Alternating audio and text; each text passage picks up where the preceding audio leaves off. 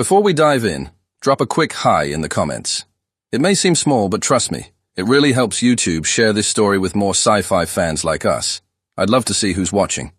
The broadcast had already begun. Bjorn Halvorsen stood on a platform of polished black stone, 3 meters above the floor of the Kavari Grand Resonance Chamber.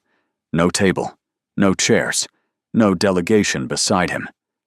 Bjorn, alone in his UEC diplomatic uniform, bathed in cold blue light, while 900 Kavari officials watched from tiered galleries that curved upward into darkness like the inside of a throat. He knew. Not the details, not the timing, but the feeling. 18 years of diplomacy across dozens of species and star systems had taught him to read a room the way a soldier reads terrain. The exits were wrong. Sealed, not open.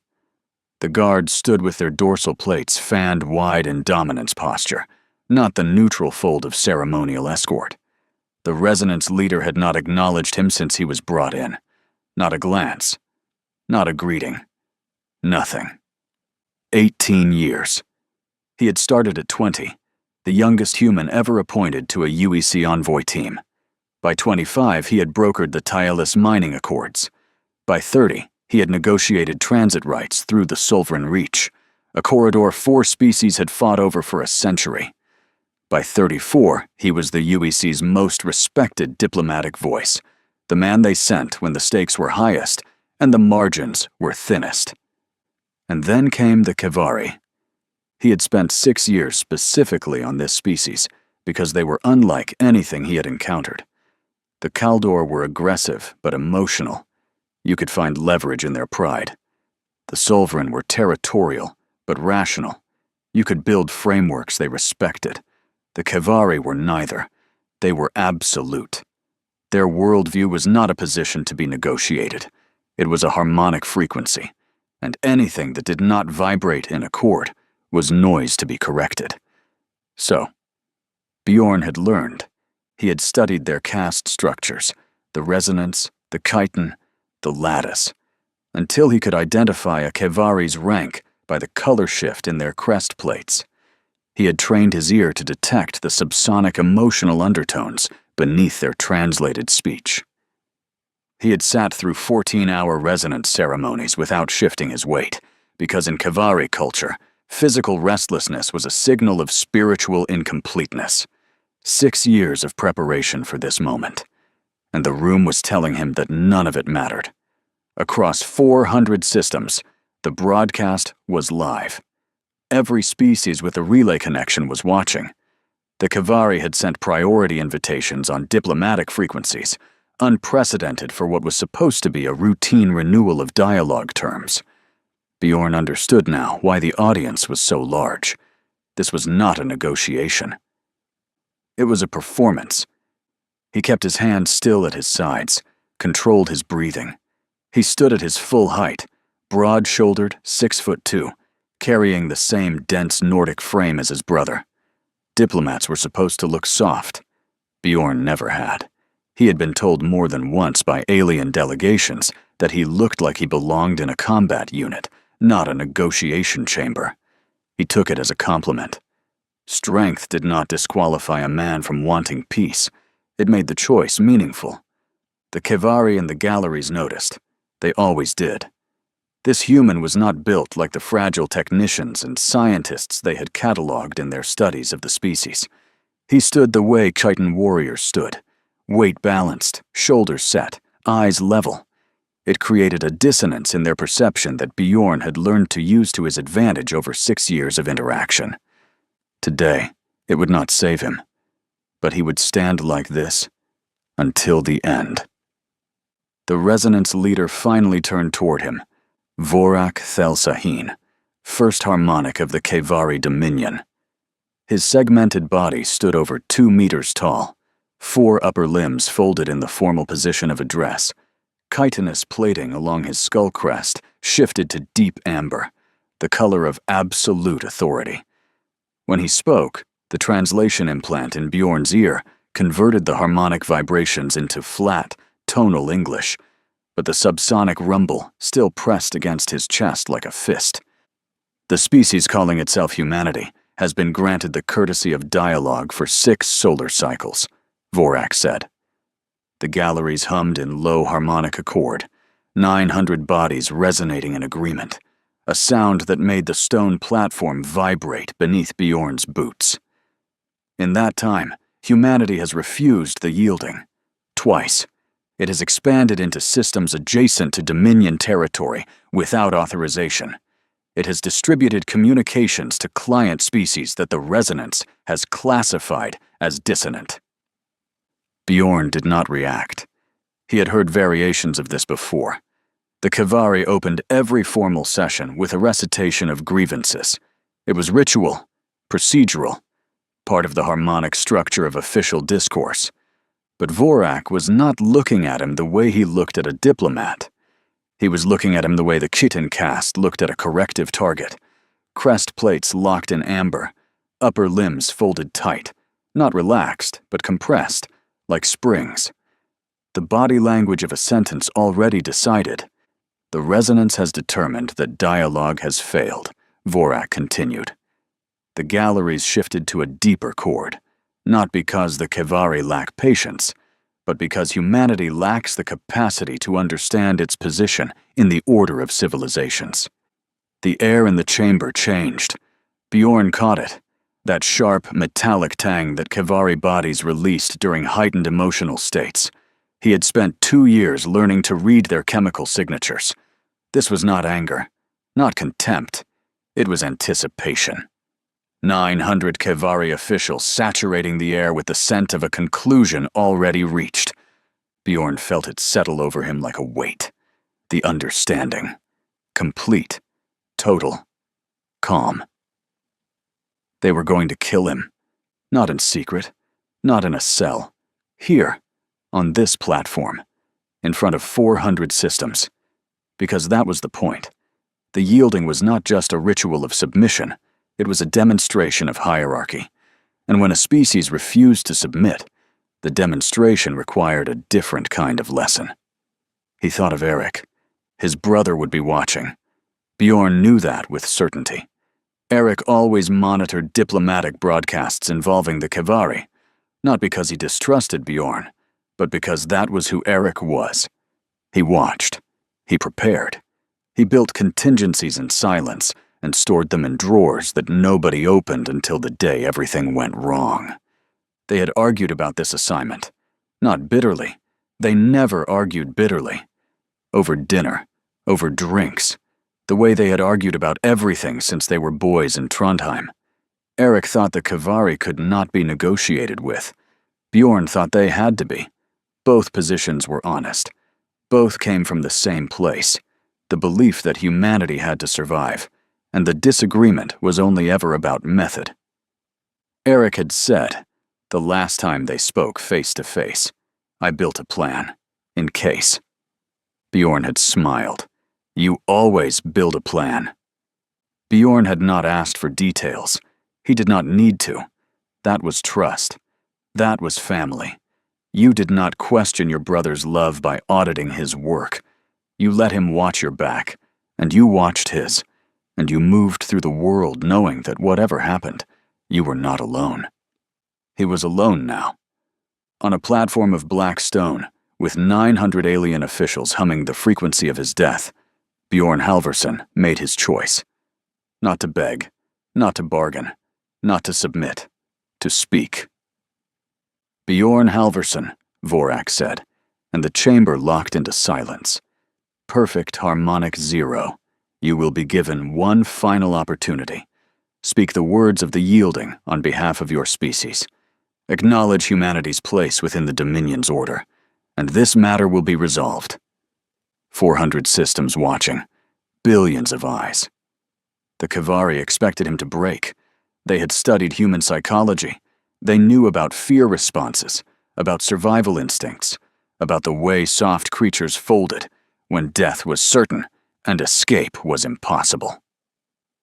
They had not studied Bjorn Halvorsen. Bjorn looked directly at Vorak, held the gaze for 3 full seconds, an eternity in Kavari interaction, where sustained eye contact from a lower status being was considered a harmonic challenge. Then he turned. Not to the galleries. To the camera drone hovering 6 meters to his left, the one feeding the signal to every relay in the network. "My name is Bjorn Halvorsen," he said. His voice was steady. Not loud. Not strained. The voice of a man who had spoken in rooms like this for years and had never once raised his volume to be heard. "Senior diplomatic envoy of the United Earth Coalition.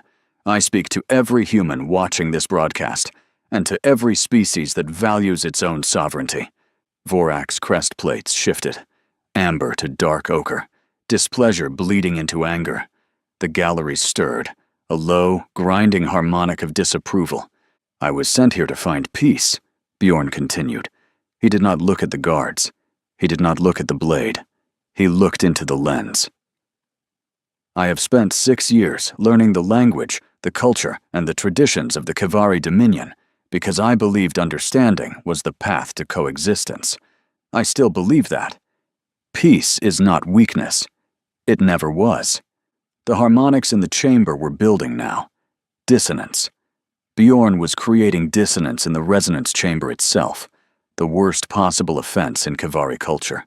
Every word he spoke without submission was a vibration out of accord, and 900 officials were physically reacting to it, crest plates flickering, limbs tightening, the air thickening with chemical agitation. "But peace requires both sides to choose it," he said. "And today, the Kavari Dominion has chosen otherwise. So I will say this clearly, for the record, for history, for every species watching. Humanity does not kneel. Not because we are proud, because kneeling here means every civilization in this galaxy learns that sovereignty is a privilege granted by the powerful, not a right." He paused. One breath. The chamber was vibrating so hard the stone beneath his feet hummed. "To my brother," he said. Quieter now. Not breaking eye contact with the lens. "You were right. You were always right. And I need you to know, I do not regret choosing differently. We both chose to protect them, just in different ways." He straightened, shoulders back, full height, the same frame as his twin, built for war, used for words. "Do what you do best, Eric. I trust you. I always have." Vorak raised one upper limb. 2 chitin guards stepped onto the platform. They moved in perfect synchronization, dorsal plates fully fanned, carrying short-handled blades with single curved edges, ceremonial correction weapons used only for sanctioned kills. The blade meant the death was intentional, personal, recorded in caste law. Bjorn watched them approach. He did not step back. He did not close his eyes.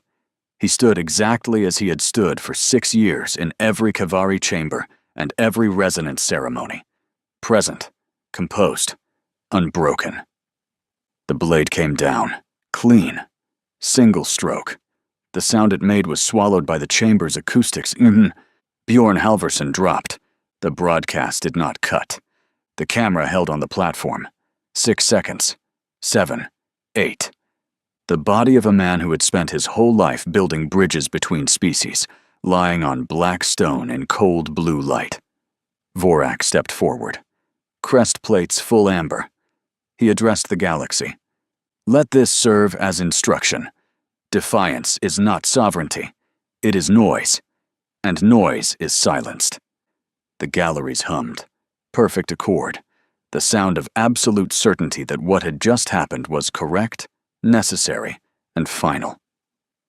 400 systems watched. None intervened. 14 light minutes away, aboard the UEC carrier Fenrir, Eric Halvorsen watched his brother die. The flag bridge was silent. 16 officers and tactical staff sat at their stations, and not one of them moved. The broadcast played on the main tactical display, a screen designed for fleet movements and battle projections, now showing a body on black stone and a Kavari leader lecturing the galaxy about obedience. Eric stood at the command rail, both hands on the metal, knuckles flat. His face showed nothing. The bridge crew had served with him long enough to know what that meant. Eric Halverson was not a man who raised his voice. His reputation had entered every room before he did for the last 15 years. The youngest fleet commander in SFC history, undefeated across 4 campaigns. The man whose battle plans were studied at the Academy, not because they were brilliant, but because they were inevitable. Each move built on the last. All contingencies accounted for. The outcome calculated before the first shot was fired. The officers called him Anvil, not to his face, but he knew he had never corrected it. Right now, Anvil was silent, and the silence on that bridge was the loudest thing any of them had ever heard.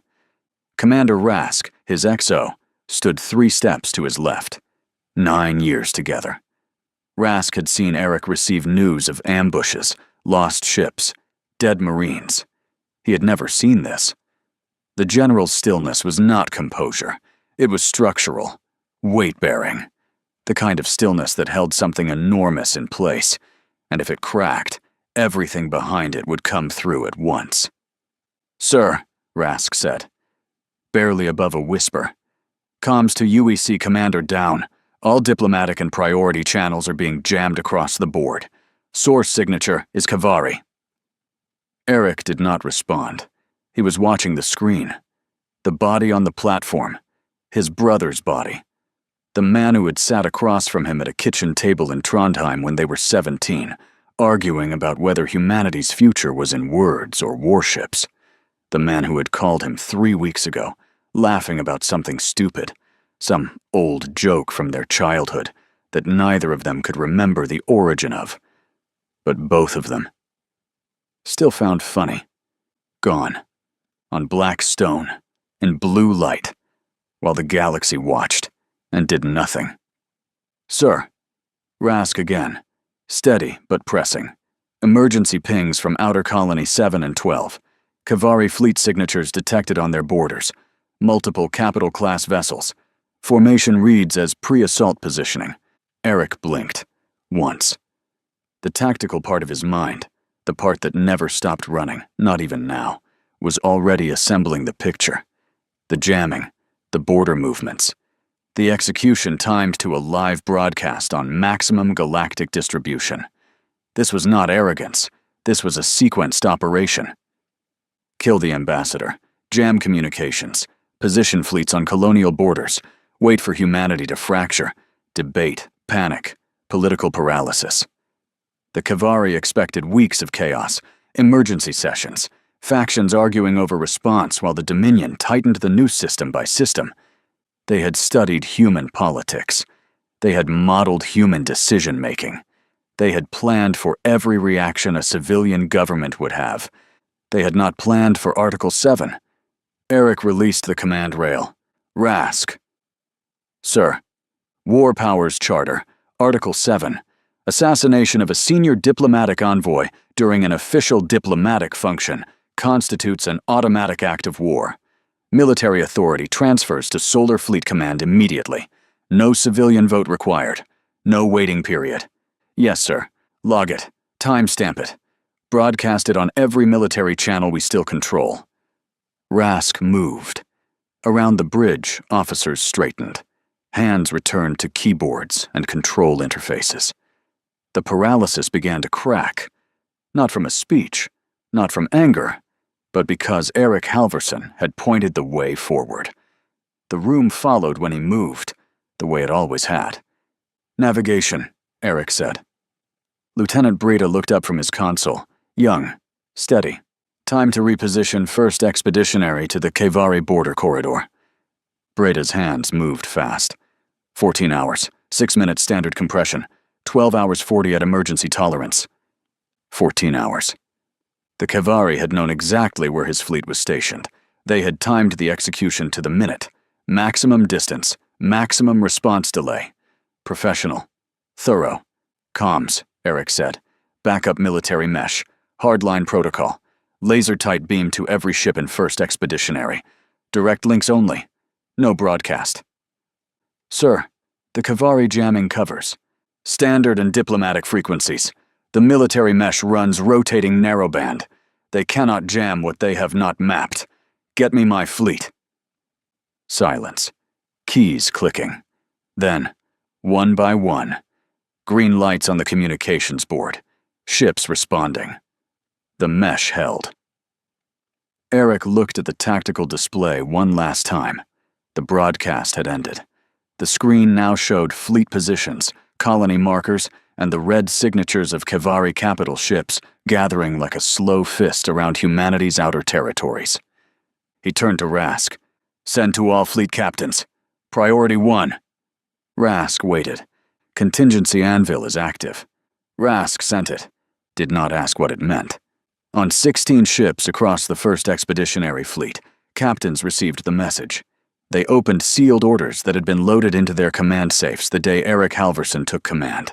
Orders built in silence, tested in theory, never spoken about in briefings. Designed for exactly this. All captains read their orders. The commands were carried out immediately. They had all watched the same broadcast. They had seen a man stand on alien stone, refuse to kneel, and die for it. And every single one of them knew that the Kavari had just killed the wrong brother. The compression corridor was dark. No stars. No reference points. Just the deep, vibrating hum of 16 ships pushing through folded space at emergency tolerance. Their corridor drives running 15% beyond rated capacity. Reactor cores burning hot enough that the engineering crews on every vessel had standing orders to report thermal margins every 4 minutes.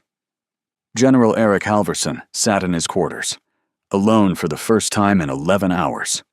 The room was small. Flag officers on UEC carriers were not given luxury. They were given function. A bunk, a desk, a terminal, a locker. Eric had added nothing to it in 4 years aboard the Fenrir. No photographs on the walls, no personal effects on the desk. Everything he carried was in his locker, and there was not much. He opened it now. Inside, on the top shelf, next to a sidearm he had never fired outside of qualification, there was a wooden box. Old. Real wood. Pine, from Norway. Their mother had made it. She had been a carpenter before the UEC relocated Northern European populations during the second climate consolidation. She built things with her hands because she believed objects should exist in the world, not just on screens. Eric opened the box. Inside were 2 items. A photograph, printed on paper, not displayed on glass, of 2 boys standing on a dock in Trondheim, maybe 12 years old, holding fishing rods, squinting into pale Arctic sunlight. Same height, same shoulders, same face. One of them was laughing. The other was smiling at the one who was laughing. Eric could not remember which was which. The second item was a note, handwritten. Bjorn had sent it 8 years ago, when Eric received his commission as fleet commander. 4 lines on actual paper, because Bjorn knew his brother distrusted anything digital for personal matters. Eric did not read it. He had memorized it years ago. He touched the edge of the paper with his thumb. Once. Then he closed the box, closed the locker, and stood up. He looked at the mirror above the small sink in the corner of his quarters. His brother's face looked back at him. Same jawline, same deep-set gray eyes, same lines forming at the temples from years of squinting at tactical displays and foreign suns. He held the gaze for 3 seconds. Then he turned, walked through the hatch, and went to the bridge. The brother was done. Anvil was back. On the bridge of the Fenrir, the tactical display showed the Kavari advance in real time. Military mesh relays were feeding data from automated sensor buoys positioned along the colonial frontier.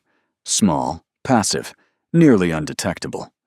Eric had ordered them seated along every major approach corridor 3 years ago. A quiet investment. No one had noticed. Now they were the only eyes humanity had. "Report," Eric said as he reached the command rail. Rask was already there. Years of service together had taught the XO to have information ready before Eric asked for it. "Kavari forward elements have entered Colony 7's orbital threshold. 26 ships, 12 Chiton-class heavy cruisers, 8 escort frigates, 6 troop carriers. Landing craft are deploying. Estimate 4,000 Chiton warriors on the ground within the hour. Colony defense status. Governor Lundgren has activated the colonial militia. 1,100 armed civilians. No heavy weapons. They have the settlement perimeter fortified, but they cannot hold against 4,000 Chiton. They do not need to hold, Eric said. They need to not break. There is a difference. Rask nodded. He understood. Holding meant winning. Not breaking meant surviving long enough. What about the Kavari main fleet? Eric asked. Rask pulled up the wider tactical picture. Red signatures. Dozens of them. Clustered around a staging point 60 light minutes beyond Colony 7. Consolidated battle fleet. Approximately 90 combat vessels. 40-plus capital class. They are holding position, not advancing yet. They are waiting, Eric said. For what? For us to do exactly what we are about to do. They expect us to rush to Colony 7, commit everything to the defense. Then the main fleet moves in and traps us against the colony's gravity well. Rask looked at him. And we are still going to Colony 7? Yes. Because the colonists? Because the Kavari think they know the next 4 moves. They are wrong about the 5th. Rask did not ask about the 5th move. He had learned years ago that Eric revealed his plans in sequence. Each officer received exactly the information they needed at exactly the moment they needed it, not before. Trust ran in one direction on this ship. The crew trusted Eric completely, and Eric trusted his plan. Time to corridor exit, Eric said. 47 minutes, Brita answered from navigation. All ships to combat stations, weapons hot on exit. Electronic warfare packages active the moment we drop into real space. I want the Kavari blind before they know we are there. The orders rippled through the fleet. On 16 ships, crews moved to battle positions. Railgun capacitors charged, missile batteries loaded, ECM arrays powered to full. The one area where human technology held an undeniable edge over everything the Kavari possessed. Human electronic warfare could spoof sensor arrays, generate false fleet signatures, and jam targeting solutions across an entire engagement zone. The Kavari had never faced it at full deployment. They had studied human technology from intelligence reports and intercepted specifications. Reports and specifications did not prepare you for the real thing. The Kavari patrol squadron at Junction Point Sarin 4 consisted of 8 ships, 4 light cruisers and 4 picket corvettes, arranged in a standard detection screen across the most likely human approach vector. Their assignment was simple: detect any human fleet movement and relay the information to the main battle fleet. They were not positioned to fight. They were positioned to watch. They had been watching for 11 hours. In that time, their sensor arrays had detected nothing. No compression signatures, no drive emissions, no communications traffic. The human fleet, wherever it was, appeared to be paralyzed, exactly as the resonance had predicted. The patrol commander, a Chiton sub-officer named Kesiva, had already filed 2 reports confirming no contact. The third was being prepared when his sensor operator emitted a sharp harmonic burst, the Kavari equivalent of a shout. Compression exit. Multiple signatures. Bearing. The rest of the sentence died in static. Eric's fleet dropped out of compression at a distance of 42,000 kilometers, knife range by naval combat standards. The standard emergence distance was 200,000 kilometers. Military doctrine across every known species called for at least 100,000 to allow for post-compression sensor calibration and fleet formation. Eric had cut that by more than half. The corridor drive screamed at the violation. 2 ships reported capacitor damage from the forced early exit. Eric had calculated that cost before the fleet entered compression. Acceptable. The ECM packages hit first. 16 ships broadcasting full-spectrum electronic warfare simultaneously. The Kavari patrol sensor arrays did not degrade gradually. They collapsed. All screens, targeting solutions, and communication relays went dark in the same instant. 8 ships, blind and deaf, at a range where human railguns did not miss. "All batteries," Eric said. "Fire." Railgun salvos crossed the gap in less than 2 seconds. Tungsten penetrators traveling at 4% of light speed struck the Kavari light cruisers along their lateral axis, the one angle where phase screens were weakest because Kavari doctrine assumed no enemy would be close enough to exploit it. The first cruiser broke apart amidships, the second lost its forward section. The third took a penetrator through its reactor housing and detonated. The fourth managed to activate its phase screen, 2 seconds too late. The railgun rounds were already inside the screen's effective radius. They punched through the organic hull like needles through membrane. The corvettes tried to run. Missile salvos caught them before they could spool their drives. 4 ships, 12 missiles, 41 seconds. From emergence to silence, 3 minutes and 14 seconds. 8 Kavari ships, no survivors, no distress signal sent. The ECM had ensured that. As far as the Kavari main fleet knew, the patrol at Saren 4 was still filing routine reports of no contact. Eric watched the debris field expand on the tactical display. No satisfaction, no triumph. This was not victory. This was the door opening. Navigation, full speed to Colony 7. RASC, status on the Kavari orbital group. Still deploying landing forces. They have not detected us.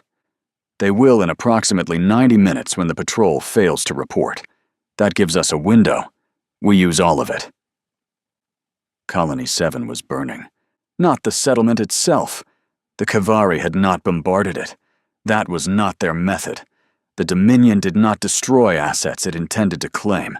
Instead, 4,000 Chiton warriors had landed in a perimeter around the colony's main settlement and begun a systematic advance inward.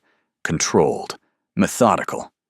They moved in harmonic squads of 12, each unit synchronized to a shared vibrational frequency that coordinated their movements without verbal commands. Governor Lundgren had done what he could.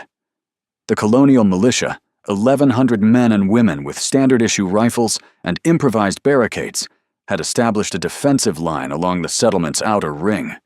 They were not soldiers.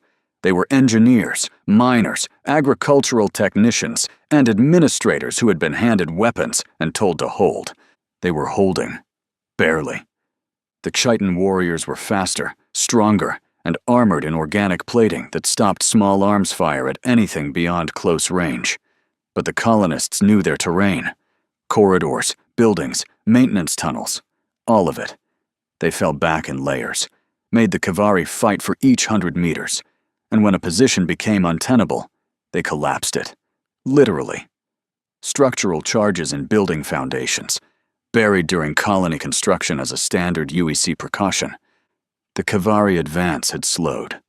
The Chiton commander on the ground was adapting, routing squads through underground utility corridors, flanking defensive positions, applying pressure on 3 axes simultaneously. Lundgren's last transmission on the military mesh had been 8 words. Still here. Not broken. Could use some help. Help arrived at 1400 hours colony time.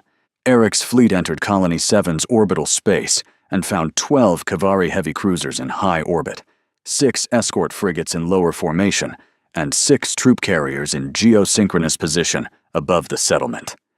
The carriers were still cycling landing craft to the surface. They had not expected company. ECM full spread, Eric ordered. Missile screen on the carriers, railgun batteries on the cruisers. I want those troop ships deaf before they can recall their landing craft. This was not Saren 4. The Kavari cruisers were capital ships, heavy armor, phase screens online, harmonic pulse batteries charged. They reacted within seconds of detecting the human fleet. Phase screens flared to full power. The first harmonic pulse volley crossed the engagement zone in a wave of resonance energy that shook the Fenrir's hull plating like a struck bell. Damage report. Forward compartments 12 through 16, reporting microfractures. Hull integrity holding. Armor absorbed the primary resonance. Ceramic titanium composite. It did not stop harmonic pulses entirely. Nothing did. But it dampened the resonance effect enough to keep the molecular bonds from shattering. The Kavari expected human ships to break apart the way every other species' ships did when hit by harmonic weapons. Human ships shuddered and held. Return fire, concentrated salvos, target their screen generators. Dorsal mounts, just behind the crest plating. Eric had spent 3 years studying Kavari ship architecture. Bjorn had sent him the schematics, acquired during diplomatic exchanges, filed under cultural documentation, technically not classified, but buried deep enough that no one on the Kavari side realized what they had given away. One brother at the negotiating table, quietly gathering what the other brother would need if the table was ever kicked over. The railgun salvos hit the Kavari cruisers at their screen generators. Phase screens flickered. 2 cruisers lost coverage on their port side. Eric's missile batteries found the gaps instantly. Coordinated fire, 3 missiles per gap, detonating against bare hull.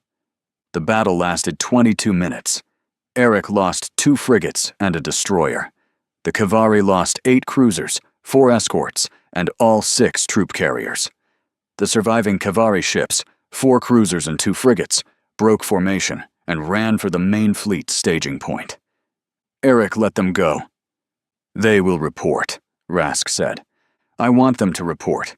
I want Vorak to hear exactly what happened here." Below, on the surface of Colony 7, 4,000 Chiton warriors were now stranded. No orbital support, no extraction, no resupply. The colonial militia did not know that yet, but they would within the hour when the Kavari ground advance suddenly stopped and the harmonic coordination frequency went silent. 1,100 civilians with rifles had not broken.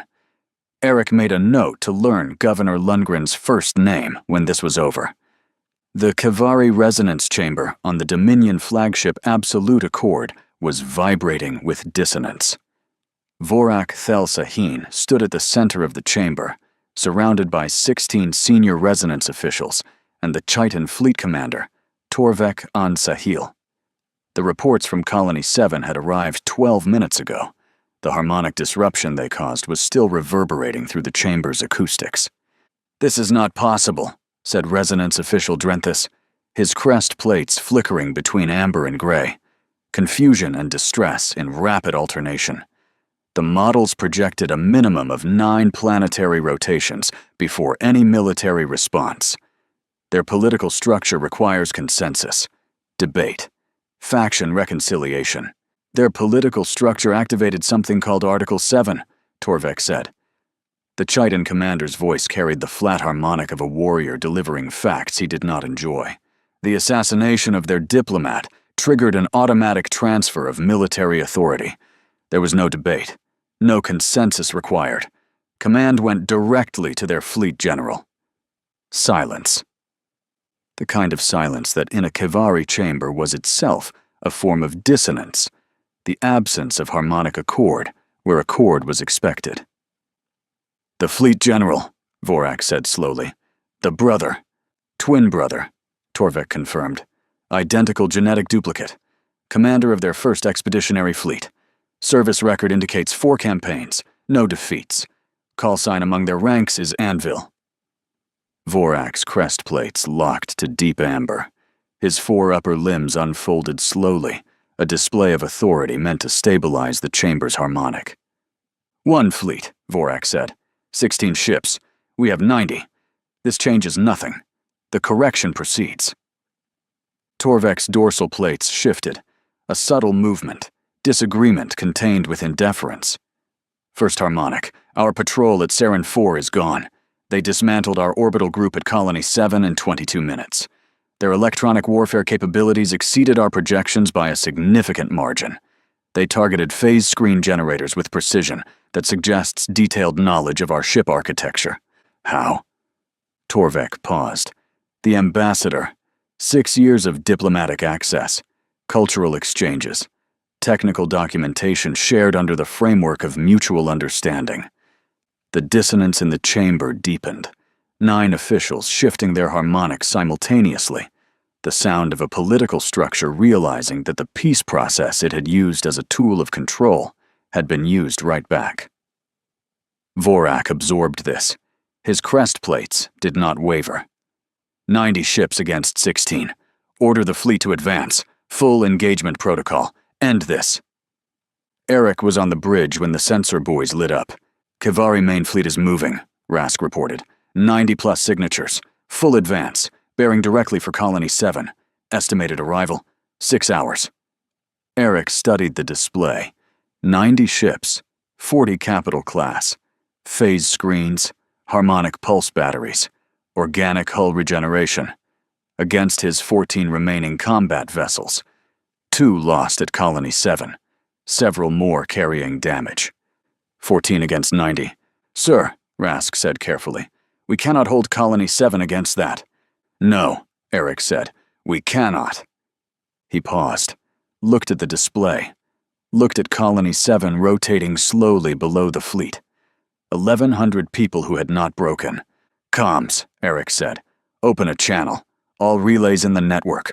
All species. Full galactic broadcast. The communications officer looked at Eric. Channel open, sir. You are live.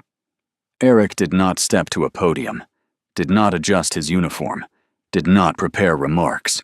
He stood at the command rail, the same way he always stood, and he spoke.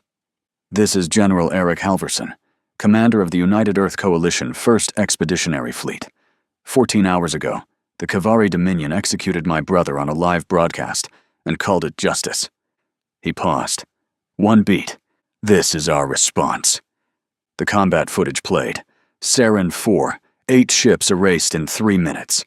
Colony 7 orbit, 12 cruisers broken, troop carriers burning, phase screens collapsing under targeted fire.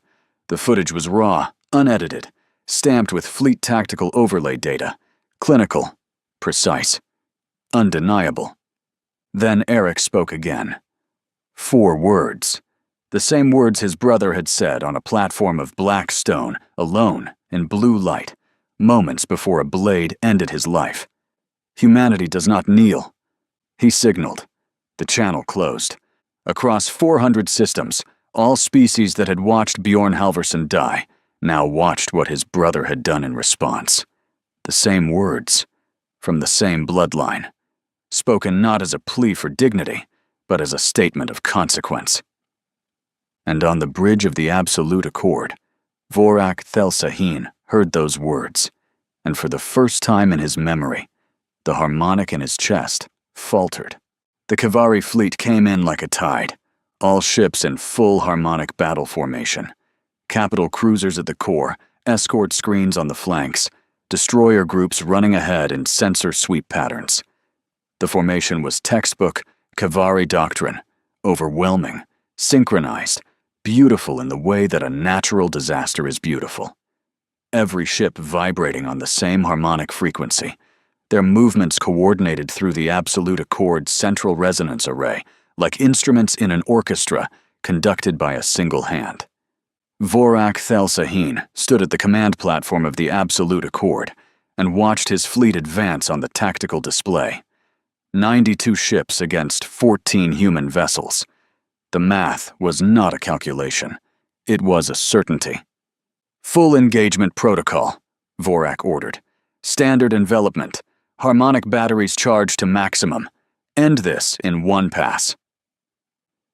On the bridge of the Fenrir, Eric watched them come. The tactical display showed the Kivari formation as a wall of red, a crescent-shaped wave designed to wrap around a defensive position from 3 sides simultaneously and crush it. They are in full harmonic sync, Rask said. 92 ships coordinated through the Absolute Accord. Pulse batteries are charging for a combined volley. Combined volley, Eric repeated. They will fire simultaneously. Yes, sir. If that hits us in a tight formation, we lose everything in one strike. Then we will not be in a tight formation. Eric turned to the tactical station. Deploy the ECM constellation. Full spread. Pattern Anvil 7. Across the fleet, ships launched ECM drones. Small, fast, expendable units loaded with electronic warfare packages, identical to the ones mounted on full-sized warships. They scattered into the space between Eric's fleet and the approaching Kivari armada, and they began to broadcast. False fleet signatures, dozens of them, each drone projecting the sensor profile of a UEC destroyer or cruiser, complete with drive emissions, reactor signatures, and communications traffic. To the Kavari sensor arrays, the 14 human ships suddenly became 60, spread across a wide orbital arc, covering Colony 7 in a formation that looked desperate and thin, a small force trying to screen a planet against an overwhelming attack. Vorak saw it. 60 human ships. Impossible. But the sensor data was clear. Reinforcements, Resonance official Drenthus said, his crest plates flickering gray. They have been reinforced. Other human fleets. No, Torvik said from his tactical position. The Chiton commander studied the display with the cold focus of a professional warrior. The signatures are inconsistent. Reactor output does not match drive emissions on several contacts. This is electronic deception. Can you identify which contacts are real? Vorak asked. Not at this range. Their electronic warfare is... Torvik paused. Searched for the harmonic. Superior. We would need to close to visual range to distinguish real ships from phantoms. Then we close, Vorak said. Break the fleet into pursuit groups. 8 ships per group. Distribute the remainder across the nearest elements. Each group takes a sector and engages whatever it finds. Real ships die. Phantoms are identified and ignored. Torvik's dorsal plates shifted. First harmonic. Breaking formation will disrupt our harmonic synchronization. Pursuit groups cannot maintain full resonance coordination independently. Our combat effectiveness... They are outnumbered, Vorak said. Even at reduced coordination. The outcome does not change. Execute. The order went out. The Kavari Crescent broke apart into pursuit groups, each moving to a different sector of the wide human formation. The perfect orchestra became 11 separate ensembles, each trying to maintain local harmonic coordination while hunting targets that might or might not exist. Eric watched the crescent fragment on his tactical display. They split, Rask said. There was something in his voice, not disbelief, not relief. Recognition. The plan was working. Pursuit groups of 8, Eric confirmed. Each group has 2 to 3 capital ships, and the rest escorts. Local harmonic coordination only. They just cut their own strength into pieces. Orders, sir. All ships. Attack pattern Anvil 3. We take them in sequence. Closest pursuit group first. Concentrated fire. Full ECM on adjacent groups to delay their response. We kill one group and move to the next before they can reconsolidate. Eric's fleet surged forward. The first Kavari pursuit group, 2 heavy cruisers, 3 destroyers, 3 frigates, was chasing a cluster of ECM Phantoms in Sector 4 when Eric's fleet hit them from the flank. Railgun salvos targeted phase screen generators. Missiles followed into the gaps. ECM blanketed the adjacent pursuit groups, feeding them false data that showed Sector 4 still quiet. The 2 cruisers died in under a minute. The destroyers fought. Kavari warriors did not flee. But without the heavy cruisers' phase screens covering the group, they were exposed. Human railguns at close range punched through destroyer armor like it was not there. 3 minutes. 8 ships gone. Eric did not pause. Next group, Sector 7, all ahead. The second pursuit group had realized something was wrong. Their local harmonic had detected the vibrations of dying ships, a subsonic death chord that carried through space in ways that human instruments could not detect, but Kavari biology could feel. They were turning to consolidate when Eric's fleet dropped on them. This time the Kavari were ready. Phase screens up, harmonic batteries charged. The first pulse volley hit the Fenrir broadside and shook the ship so hard that every crew member not strapped down was thrown from their feet. Hull fractures propagated across 3 decks. A secondary reactor went offline. Damage? Decks 9 through 11 compromised. Sealing now. We lost the secondary reactor. Main reactor holding. Time on their calibration cycle? 11 seconds from the end of that volley. Mark, now. Eric gave the order. All ships. Close to point blank. Everything we have. Now. The ships drove straight into the Kavari formation. directly into the space between the enemy vessels during the 11-second window when their harmonic pulse batteries were cycling, recalibrating the resonance frequency for the next volley, a process that could not be interrupted or shortened. 11 seconds. At point-blank range, human railguns fired twice per second. Missiles crossed the gap in under a heartbeat. The human ships poured everything they had into 8 Kavari vessels that could not shoot back. 7 seconds in, 3 Kavari ships were breaking apart. 9 seconds in, 2 more lost their phase screens. At 11 seconds, the surviving ships fired, but Eric's fleet was already pulling back, ECM drones flooding the space with false signatures to cover the withdrawal. 2 more pursuit groups destroyed. 19 Kavari ships gone in 12 minutes. But the cost was mounting. The UEC destroyer Haldun took a direct harmonic pulse during the withdrawal. The resonance shattered its hull from the inside, molecular bonds dissolving in a cascading wave from bow to stern. The ship came apart in a spray of atmosphere and debris. 240 crew. No survivors. The frigate Ostmark lost its drive section to a Kavari ramming attempt. A Chiton destroyer, badly damaged and unable to fire, had accelerated directly into the Ostmark's engine block. Both ships were gone. The Kavari had died rather than flee. Eric noted that. Respected it. Filed it away. 12 ships remaining. "Sir," Rask said, "pursuit groups are consolidating. They are reforming into a single mass, abandoning pursuit protocol." How many ships remaining in their fleet? 71 combat effective, 12 against 71. And the Kavari were done being stupid. Vorak had seen 2 pursuit groups vanish from his tactical display in 12 minutes. He did not need a third lesson. The order went out from the absolute accord in a single harmonic pulse. All groups reconsolidate. Full formation.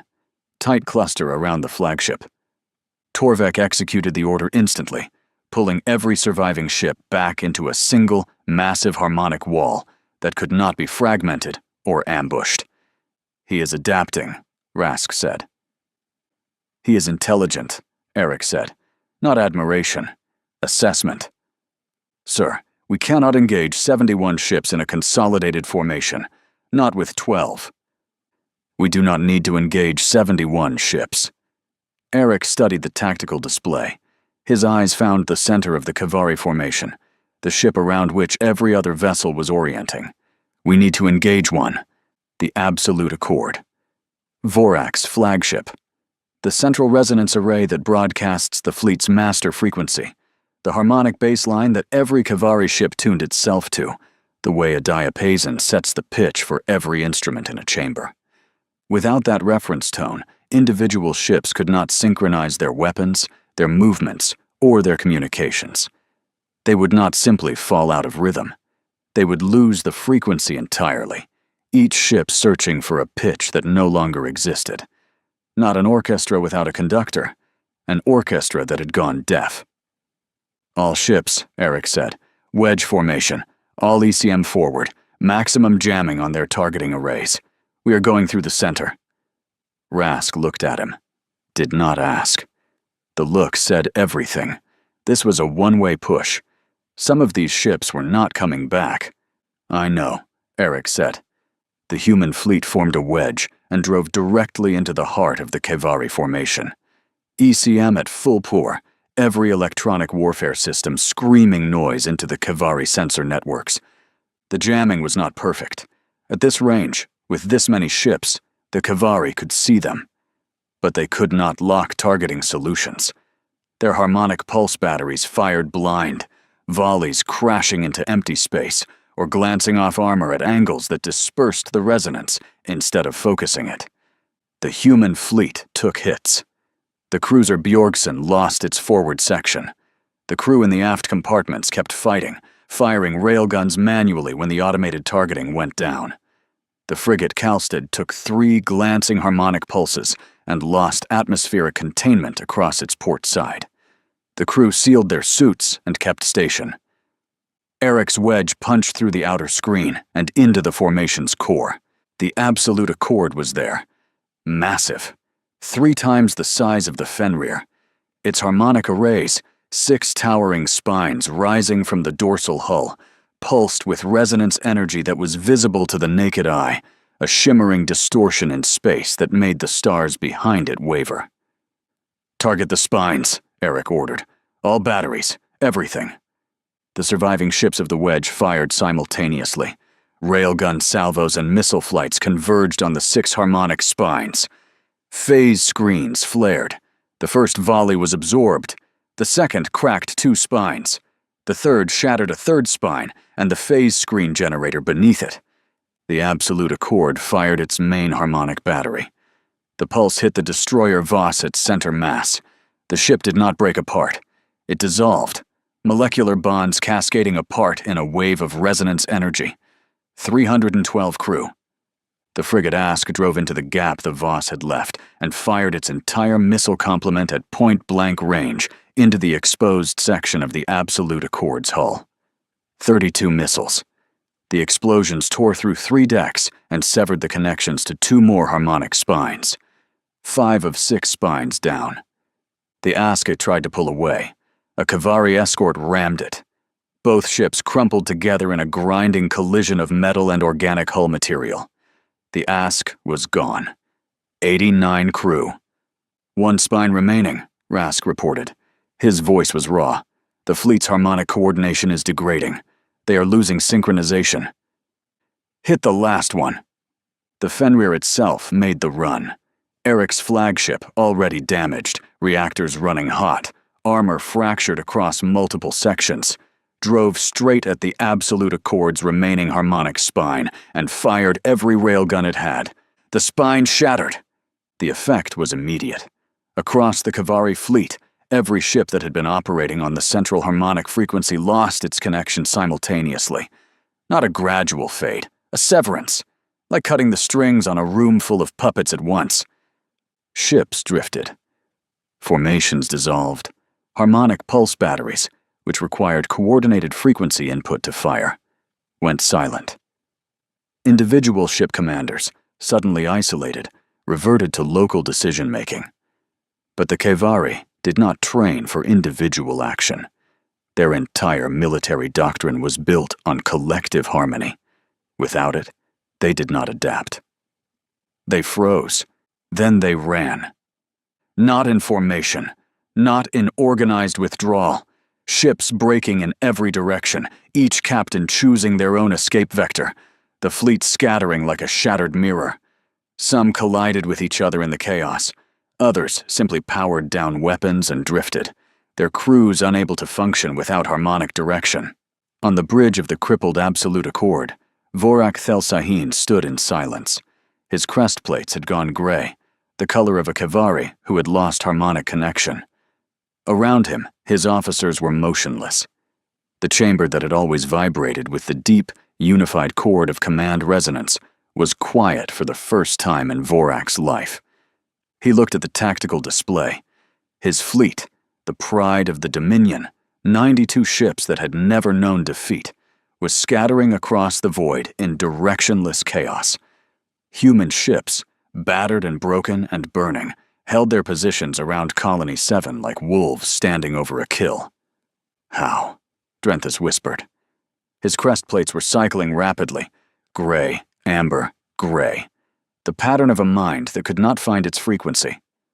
They were 14 ships, 1 species, no harmonic culture. How? Vorak said nothing. He was looking at the debris field, human wreckage and Kavari wreckage drifting together, indistinguishable in death. He thought about the ambassador, the man on the platform, the man who had stood at full height and spoken to a camera while the blade was already in the air. He had not begged. Vorak realized now that he had expected him to beg. Every species begged. It was the natural response of lesser beings when confronted with the Dominion's authority. The ambassador had not begged, and his brother had not broken. Vorak understood, finally, what he had done. Not to humanity, to the Dominion. He had taken the most stable, ordered fleet in the galaxy and shattered it against a species that did not know how to kneel. The correction was supposed to teach humanity its place. Instead, it had taught the galaxy that the Kevari could be beaten. That lesson could never be taken back. The bridge of the Fenrir was quiet. Eric stood at the command rail. The tactical display showed the aftermath: debris fields, drifting hulks, the scattered remnants of the Kevari fleet fleeing in every direction. Colony 7 rotated below, intact. The colonial militia was reporting that the Kevari ground forces had laid down their weapons. 4,000 Chiton warriors, surrendering to 1,100 civilians with rifles. The numbers came in. Eric listened to each one. 7 ships lost: the Haldane, the Ostmark, the Voss, the Ask, the Bjorgsen, the Kalstead, the frigate Wren. 1,914 crew dead. Every name would be read, every family would be told, every loss would be recorded and carried forward, because the cost was real and permanent. 7 ships lost out of 14. With the 2 lost in the first engagement, more than half his fleet was gone. 41 Kevari ships destroyed, the rest scattered or crippled. The Absolute Accord drifting without power, its crew alive but its harmonic spine array, the symbol of Dominion authority, reduced to twisted wreckage on its hull. Rask approached. He looked 10 years older than he had 2 days ago. "Sir, UEC Command has re-established contact. The jamming has stopped. The Kevari do not have the fleet coordination to maintain it. Command is requesting a status report, and," he paused, "they are asking what your terms are for the Kevari." Eric looked at him. "Terms? For the ceasefire, the surrender, whatever comes next." Eric was quiet for a moment. He looked at the tactical display, at the debris field, at the wreckage of ships, his ships, their ships, drifting together in the silence of space, where human crew members and thousands of Kevari warriors had been alive 6 hours ago. "Tell Command the terms are simple. The Kevari withdraw from all human-adjacent systems. They release every client species they have forced into the yielding, and they broadcast, on every relay, to every system, what happened here. Not their version. The combat logs, unedited. And if they refuse, then I will take what remains of this fleet to their homeworld and make them watch their own harmonic spines shatter one by one until they understand that the word no is not noise." Rask nodded, sent the message. The bridge emptied slowly. Officers cycling out for rest rotation, medical teams moving through the ship, damage control crews working on hull breaches that would take weeks to repair. The Fenrir would fly again, but it would carry scars. Eric reached into his jacket, the pocket on the left side, above the chest. He pulled out a photograph. 2 boys on a dock in Trondheim, 12 years old, fishing rods, pale Arctic sunlight, one laughing, one smiling at the one who was laughing. He held it for a long time. Then he placed it on the command rail, leaning it against the metal so that it faced the viewport, faced the stars, the debris field, the planet below, and the empty space where a fleet had been and a brother had lived. "You were right too," Eric said quietly. "Peace was worth trying. It was always worth trying." He touched the edge of the photograph. "Once.